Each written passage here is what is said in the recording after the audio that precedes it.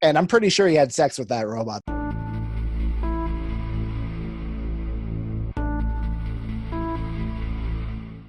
Welcome back, Lockdown Legion, to Nerds on Lockdown. As always, I am Chris. This is A-aron. What up? What it is? What it do? And today we have a very special guest with us. Welcome back to the channel, Nick. Hey, thanks for having me again, guys. Hey, buddy. Welcome aboard. Of course, man. What are we going over today, Nick? Today we're going over our favorite 80s action movies, villains / bad guys. Sweet. Say hello to the bad guys. Today, since you're our special guest, why don't you go ahead and hit us off with your first pick, man?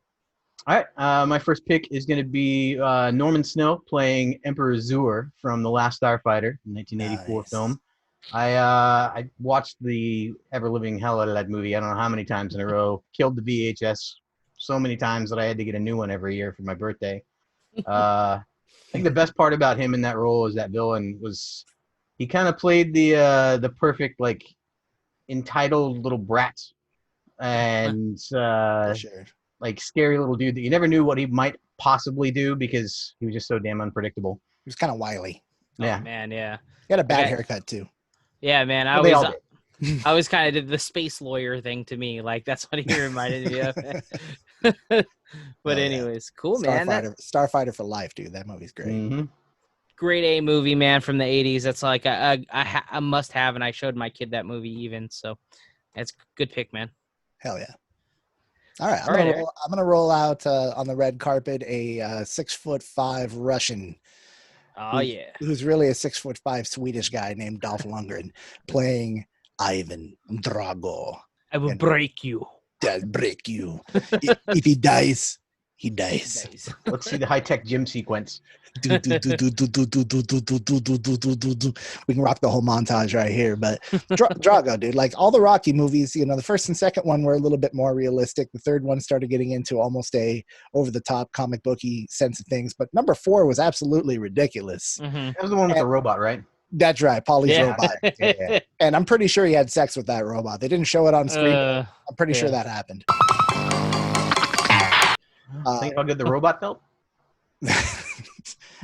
Yes, Paulie. Anyways, dude, like, you know, the dude's got punching strength that would just shatter the literal bone structure of anybody's face, and yet somehow Stallone, you know, manages 15 rounds with him. Not the greatest Rocky movie ever, but I think it's one of my favorite Rocky opponents for certain. So okay, gotta go Dolph Lundgren's, and I gotta go Ivan Dragi's. Oh man, good pick, dude. Good pick. Always, yeah, it's a classic movies, you know. Again, I think that's a classic villain, like right there. If anybody talks about 80s villains, I think right there is like one of your number one picks. Obviously, like he's quite off of everybody's head here. That's right. All right. The best 80s villains were always Russians or played Russians. Yeah, man. Right. All right, man. I'm gonna go with my first one in this category, and that is one Anne Ramsey playing Mama Fratelli in the Goonies. Goonies never die.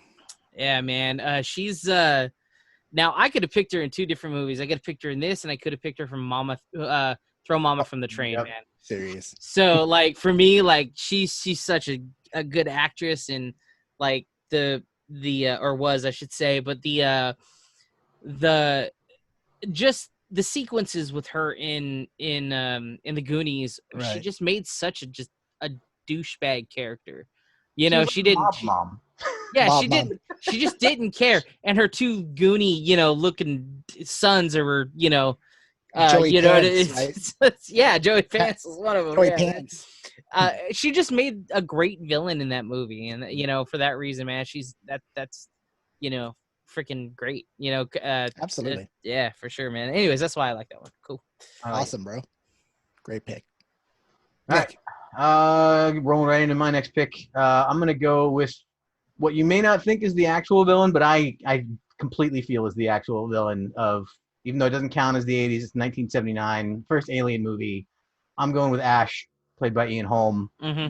Because the Xenomorphs, they're definitely villains. The villain. They're not the actual villain of that movie. The actual villain Sure. of that movie is the scheming android that'll do whatever he has to make the corporation happy and let everybody else die for that purpose. So. And that was actually picked up in Prometheus and so on, with the same sort of flavor, with the android being sort of that villainous role too, you know, working for the corporation type of deal. Yep. So. Was that Guy Pearce in Prometheus? No, that was was it Guy Pearce? Yep. Yeah. No, Guy Pearce played the No, played Guy the Pearce boss. was the actual the boss, the business, the corporation. But the guy that played I always forget his name. He's Michael Fassbender. Yeah. He's in a lot. He was the android in the last two of them. Yeah, for sure. Yeah. So. And Magneto in the modern X-Men flicks. Yeah. Sweet, man. Great selection for sure, dude. Cool, man. Cool, Aaron. All right, dude. I'm gonna rock. This is one of the definitive 80s movies of all of our lives, and right now it's getting a lot of attention because the lead actor is re-signing to reintroduce himself in that role for the first time in like 20 plus years. I'm talking about Batman, 1989, Tim Burton's Batman. But of course, this is a villains episode, and I got to go with the definitive Batman villain, the Joker. Jack Nicholson. Playing Jack Napier and the Joker. Cool. The visual reference for forever. It's like printed in our brains. I think we've all seen it so many times. He is Who Wants to Dance with the Devil in the Pale Moonlight. You know what I mean? Like, yeah.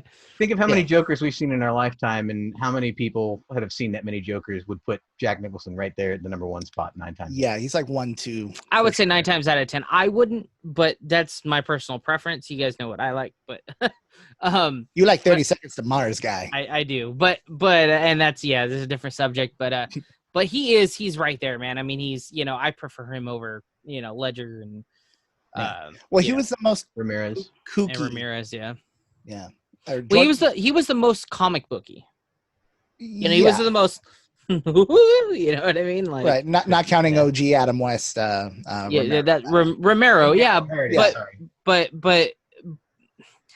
yeah, that was a different. Yeah, that was a different Batman. It wasn't. It was completely different vibe. He was sick. Yeah. Like Nicholson was sick, but he was cartoony sick. Yeah, exactly. At the same time, he hand buzzed the dude until he turned into a rotting skeleton with flesh on his body, and everybody in the room was just like, "Yeah, that's a normal thing to see on a Tuesday." Well, don't forget what he did to the girlfriend's face. Oh, dude, he whacked her, man. Like I didn't ask, right? Good shit, great line. So, anyways, Nicholson, Joker, Batman '89. Cool, man. Cool.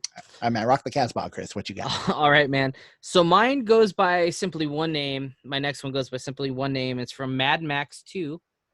What do you call it? Road. I always forget that. Thunderdome. Thunderdome. Well, it's a Thunderdome, but yeah. His name is Humongous, and if you ever watched the movie, he's just like the big, like massive dude with like the leather mask on and the spikes, and he's always hanging out in the front of the cars, and he's he's like Jason Voorhees in S&M gear. Yeah, pretty much, dude. Yeah. And he's sort of that never ending presence in the movie that just keeps coming after you. It's a scary dude to have chasing you in any scenario. He's basically the human version of Jaws because he doesn't really have any lines besides here or. Well, he goes, and he grunts. He basically does what what's his name does in the new Mad Max movies. The main guy that plays Bane, but he all he does in the whole movie. Mm-hmm. But yeah, bro. Anyways, that guy's the guy was played by a guy named J.K. Nielsen. So I believe that he played a couple other like sort of monster figures in movies. You know what I mean? Yeah, I loved him in the Naked Gun movies, by the way. No, that's Leslie Nielsen, man. You sure?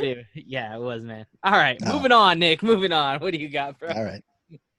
My next pick is going to be Gary Busey playing the character Joshua in the first Lethal Weapon movie. Nice. Solid choice, I believe. He was like the quintessential like retired special forces bad guy that basically does whatever he has to make money and has complete loyalty to whoever his retired general or colonel was at the time, kind of thing. Plus, he was just so menacing and like not give a crap about what he has to do to do what his boss says. Dude opens fire with. I'm sorry, Chris. Go ahead. No, and what's amazing about his character in that movie is this was pre-crazy Busey. Yeah. Is there really a pre-Crazy Busey though? That might be it. There was a time. There was a time. I'd say that line is probably like Point Break. Yeah. No, he was batshit crazy in Point Break, dude. We got to take it a little further back. Anyways, an unboxing episode for a later day, I think. Yeah, right. Joshua, dude, that scene was when they got Riggs in like the basement thing with all the water, and he's hanging up, and they're like electrocuting his nipples and whatnot.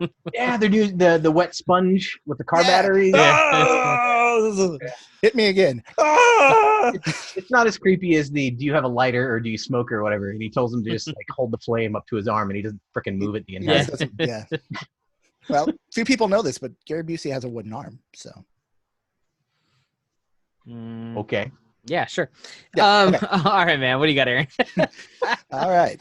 Clearly, my Wikipedia links have failed me again. All right. I am going to roll with one of my absolute favorite villains in one of my absolute favorite 80s movies. This is a flick. John Carpenter directed it.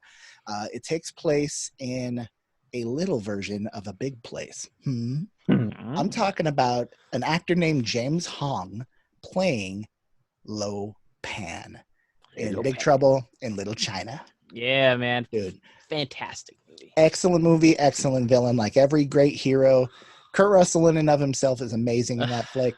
But without an amazing villain and series of villains like the ones noted in my rear view here, it would just be Kurt Russell doing John Wayne impressions through the whole flick, which is funny, but it's, so he really brings it in, him and the battle with his arch nemesis, good guy, Egg Shan, dude. Yeah. And I'll never forget, man, me and friends of mine, we'd have these idiotic battles, where we'd lock our fingers together like the Lo Pan and be like,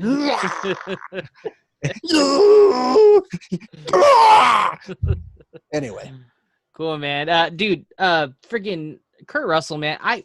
I love him. I know we're talking about villains, but like all his movies, dude, I love his like kind of deadpan delivery on like, well, come here, darling. You know what I mean? Like the way he like delivers like just the dumbest lines. Escape from New York, Escape from LA, like some of my favorite like just dumb movies. So yeah, for sure. Lo Pan though, hey, only mistake he makes the whole movie thing. Wasn't Carrie Wurr in that as well? The chick from Mannequin in Sex and the City. That would be Cattrall. Kim Cattrall. Kim Cattrall. Sorry, I believe she was. Yeah. Yeah. I love Mannequin, by the way, Nick. We'll have to talk about this some other time. That's my favorite 80s movie of all time. Nice. So I just love this. I love the scene before we roll out. Go where he's like, "Oh, it's a good knife. Goodbye, Mr. Burton." Whack, and he throws it, catches it, and throws it back right in the head. Loved it. Yeah. Great flick. It is good. It's right up there with The Golden Child. It's. Man, you know what I mean? Like I watch those back to back. Yeah. I like The Golden Child too. We're gonna have to do 80s, just favorite 80s movies, man. Yeah, man, for sure. Hell yeah. All right, man. My next one is a classic, iconic character. I believe like anybody would know him if anybody's ever seen these movies, and that's Thomas F. Wilson playing Biff Tannen. Hello. Hello, McFly in the Back to the Future series. Awesome. Specifically for me, the number 2 has always been my favorite, always will be my favorite because I love the futuristic type of stuff, and I think he was the best in that movie because he could play the villain role the best in that movie with going to the future and being the casino owner, and you know what I mean. He could be that like he had to be. And it was perfect. It was a perfect role for him. He could do it because the other ones, he was the bad guy, but he wasn't. Number 2, he was the bad guy. Like he was, what I mean? Like the focus of the movie, really. Right. So, alternate 1985 Biff is one of the legit, villains of the era. 1989. Yeah, for sure. Back to the Future too. Thomas F. Wilson Biff is, I think, criminally underrated and undermentioned when people discuss their love of Back to the Future. Yeah, for sure. Again, can't have a great movie if you don't have a good balance between your antagonist and protagonist. And Biff, whether he's playing, Mad Dog or he's playing OG, yeah, or he's the 80-year-old version, yeah, Lorian, Grandpa Biff, yeah, or Griff, Dude, the guy was incredible and incredibly underrated, and I hope he gets his just due, love out there in the public. Absolutely, man. All right, Nick, what do you got, man? All right, my next pick is going to be Richard Dawson playing Damon Family Killian Feud. in The Running Man, 1987. Oh my god. He's like the ultimate crony capitalist, do whatever he has to do to keep getting the ratings that he needs to make money. Damn anybody else getting in the way. I love that movie, dude. You don't I don't know how to express my love for that movie, but I watched it. That was another one where I wore out the tape, you know? Oh yeah. Dude, it's that movie is just fantastic. And yes, he's such a douchebag. It's great. And I'm sorry, Nick, I cut you off while you were naming his character name. Damon Killian. Yeah. Damon Killian. Yeah. Killian. The game show host. Yeah. The Family Feud guy that was always Oddly enough, touching the it. game show host plays the game show host. Right. Oh, I love when he at the end when he spoiler alert when he shoots him through the freaking billboard and he said that hit the spot. Yeah. That's lie, dude. Yeah. Where's Buzzsaw? Yeah, he had the split.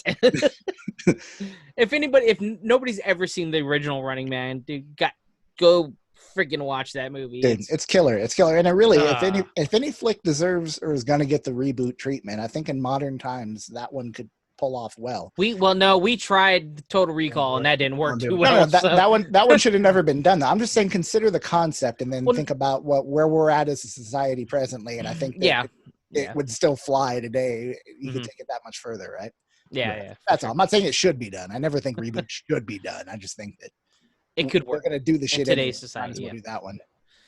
Cool, man. Good picnic. That movie's, on my like top 80s movies of all time. So hell yeah. Another good one. All right, Aaron. Okay, so rolling into an 80s flick that's one of my absolute favorites. It's going to fall into the I wore the tape out category. It's a film that as a 6, 7, and 8-year-old, when I watched that repeatedly, I should have never had access to by any means whatsoever. This is an ultra-violent film by a controversial director who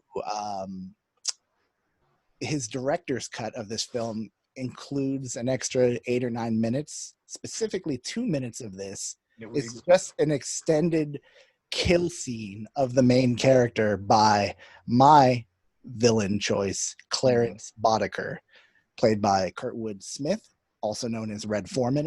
Yep. Yeah. This is RoboCop, if y'all haven't picked up on that by now. He's not a big, scary dude. He doesn't look like he's going to take you in a fight. He's a leader of a gang, and the gang is diverse, and some of those guys could probably kick an ass or two. But realistically, he's the ringleader. He's the smart one, and he's brutal. He's brutal to everybody he sees, including his own team, his own gang buddies. He blows up their cars with big ass guns and shit and laughs at them, Yeah. They blew the hell out of Peter Weller in that flick, and the very ending scene when somehow he's still alive, boom, dude, just brain matter all over the screen, man. Clarence Botticker for forevermore, one of the best death scenes of any film. To him, takes the robo, data blade, like USB with a blunt. Yeah, with the little thing. Right, and just the spike, yeah. Yeah, the USB spike, just blam, right in the jugular, man. And oh, so good. Yeah, man, I'll buy that for $1. I'd buy that for $1. Hell yeah! All right, man. My next one is another super iconic 80s movie villain. And it's really, this is really tiptoeing on villain and like just sort of a douchebag bad guy, right? But I think if anybody's ever gone to school and been picked on, back in the 80s, early 90s, this was the guy that did it. And this is Joey Lawrence, played by William Zapka in The Karate Kid. Would that be Joey Lawrence? No, his name is Johnny Lawrence. His name is Johnny Lawrence in the movie. His real name is William Zapka.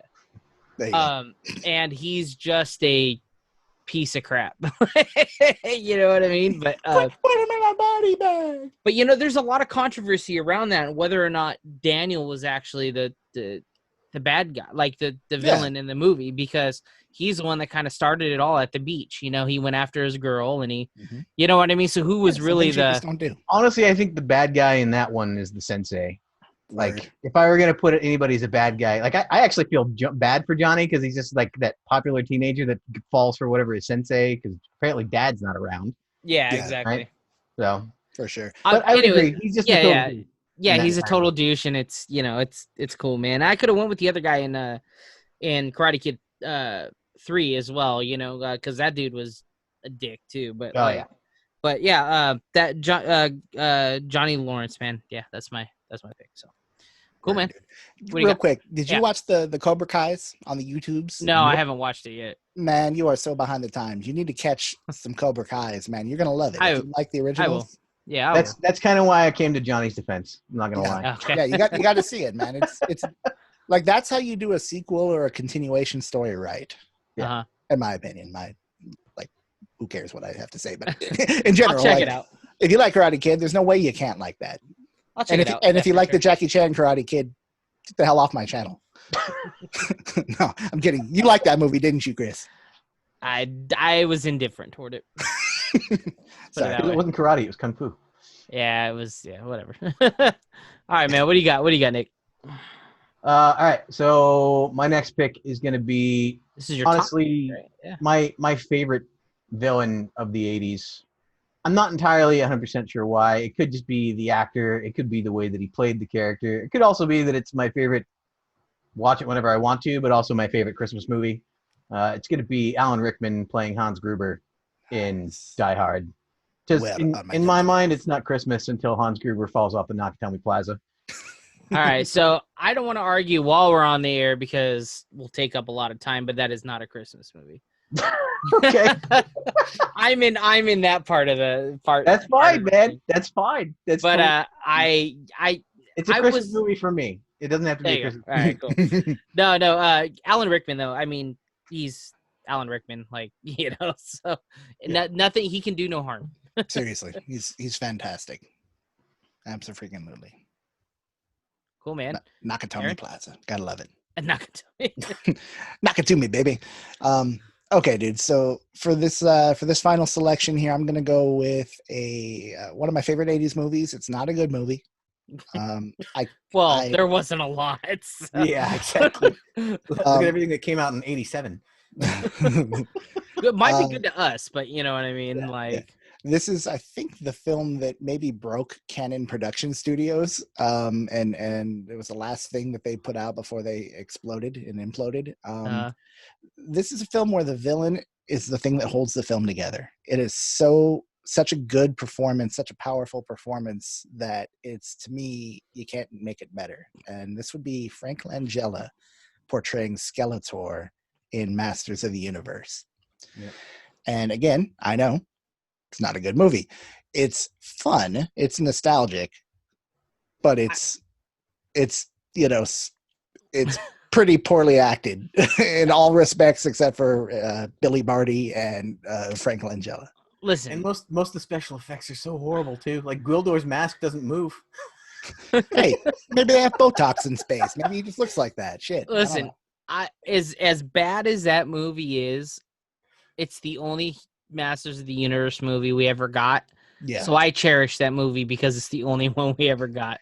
It's and I love it. It's like I akin that to the Garbage Pail Kids movie. Oof, it is a terrible, terrible movie, but it's the only one we ever got, and I enjoy it because of that. Yeah. So but honestly, we talked about this before, but he was on my list too. And he did a fantastic job. You know? Right. They did great with his makeup, with his effects. You know, his throne room was incredible. His presence. You know, the scene when he first walks in, you see him, and it's got that kick-ass score. Kind of sounds like a hard rock or heavy metal theme in a way. Mm-hmm. And he's doom, and he's walking with stomping his scepter. You know, in beat and whatnot. He turns around and he's got the big reveal. I'm like, I'm in. Like, this dude is wicked awesome. And then he gets to the very end, and if y'all stuck around for the end credits, you know, as a kid and you fast forwarded or whatever, and then you see the red pool of water that he's swimming around in, he pops his head out and he's like, what does he say? Like, I'll be back, or it's not over, or something to that effect. You know, so that's a sequel we never got, but yeah. Now they're just so you know, this has been in pre-production for a very long time, but they are talking about, or they have been starting to cast a new one. Right. So hopefully it's going to be good and we get a good one. Well, if Frank Langella's still alive, they need to bring his ass back. You don't have to be a young man to play Skeletor. I think a lot of it's going to be CGI anyways, to be honest with you. So, yeah, you know, but yeah. And I like Dolph Lundgren. He's one of my favorite action guys, but that's not his finest work. No, man, no. All right, man. I guess my top one's next, and my top one is you guys all know that I'm a science fiction nerd, and it had to be a bad guy. And who's the baddest of all the bad guys in all the Star Trek movies? And that's Khan. Khan.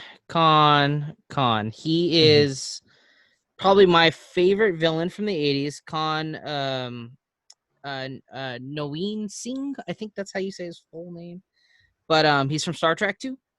And man, dude,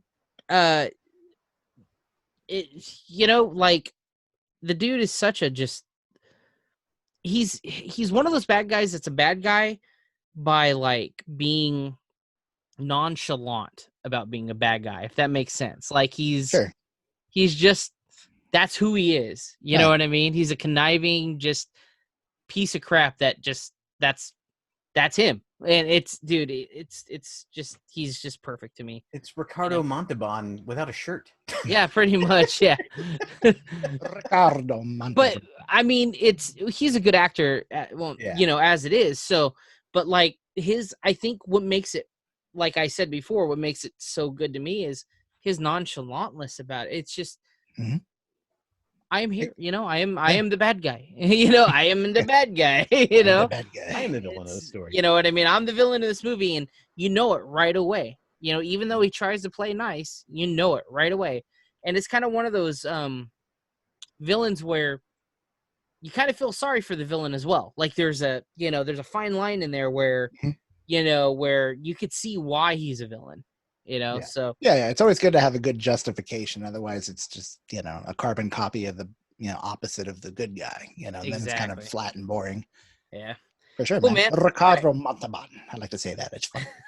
All right, man. Flash round. Let's go with our HMs and go for it, Nick. All right. My honorable mention is going to be the characters Unicron / Galvatron from the animated Transformers movie of 1986, voiced by none other than Orson Welles and Leonard Nimoy. Nice. That's a hell of a tag team right there. Heck yeah. I'm not even going to say it. I'm just going to show you. Oh. What did you do, Ray? Awesome, man. All right, mine's gonna be Ming the Merciless from Flash Gordon, man, played by Max von Sydow. You know, Flash Queen, you know, through the whole movie. Yeah, fantastic, awesome. He's a great bad guy. Yeah, cool, good Flash round, good picks, guys, good picks. Dude, excellent picks. Very villainous picks, y'all. Heck yeah, man. Nick, thanks for being back on, buddy. Yeah, again, thanks for having me back. Thanks for the Lockdown Legion out there watching our videos. Continue to come back, like, subscribe. Don't forget to, you know, ask your friends to come and watch the videos. That's cool, man. Yeah. All our social media links will be down in the description, and our merch store will be down in the description if you guys want to take a look. We are Nerds on Lockdown. Until next time, see you later. Bye-bye now. Where are my detonators?